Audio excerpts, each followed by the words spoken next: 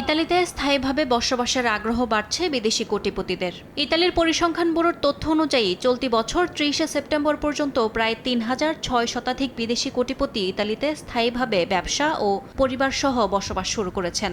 এক বছরে এত বেশি সংখ্যক বিদেশি কোটিপতি আগে কখনো ইতালিতে বসবাসে আগ্রহ প্রকাশ করেননি। ধনীদের আগমনে সমৃদ্ধ হচ্ছে ইতালির অর্থনীতি, বৃদ্ধি পাচ্ছে কর্মসংস্থানও। এতে খুশি প্রবাসী বাংলাদেশিরা।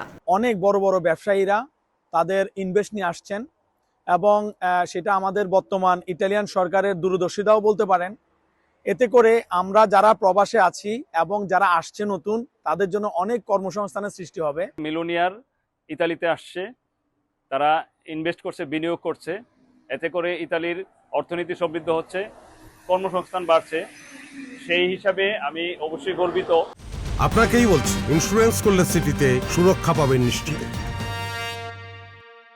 সম্প্রতি প্রকাশিত ইতালির গণমাধ্যমের প্রতিবেদন অনুসারে কর সুবিধা এবং উচ্চমানের জীবনযাত্রার সন্ধানকারী ধনীদের জন্য ইতালি ইউরোপে প্রথম, বিশ্বের তৃতীয় সর্বাধিক কোটিপতি বিনিয়োগকারীদের কাছে জনপ্রিয় দেশ হয়ে উঠেছে। সংযুক্ত আরব আমিরাত ও যুক্তরাষ্ট্রের পর ইতালির অবস্থান তৃতীয়, যা দেশটির ইতিহাসে প্রথম। হাজার হাজার বিদেশি কোটিপতি ইতালির শিল্প, আবাসন ও কৃষিক্ষেত্রে বিলিয়ন বিলিয়ন ইউরো বিনিয়োগ করছেন। এতে শক্তিশালী হচ্ছে দেশটির অর্থনীতি।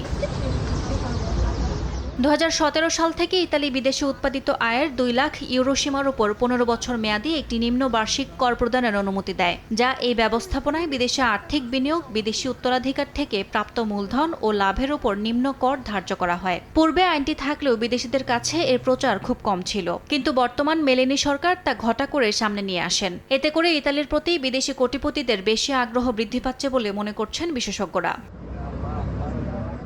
ব্যবসায় সুযোগ বৃদ্ধি পেলে বিনিয়োগ বাড়বে, উৎপাদন ক্ষেত্রের বিস্তৃতি ঘটবে। ফলে ইতালির অর্থনীতি আরও সমৃদ্ধ ও শক্তিশালী হবে বলে মনে করেন অনেকে। তবে অর্থনীতির জন্য অর্থ সুফল বয়ে আনে যদি তার সঠিক পরিকল্পনার মাধ্যমে ব্যবহার ও নিয়ন্ত্রণ করা হয়। অন্যথায় নিয়ন্ত্রণহীন অতিরিক্ত বিদেশি বিনিয়োগ ইতালির অর্থনীতির জন্য বিস্ফোরক হতে পারে বলে সতর্ক করছেন দেশটির অর্থনীতিবিদরা। সময় সংবাদ, ইতালি।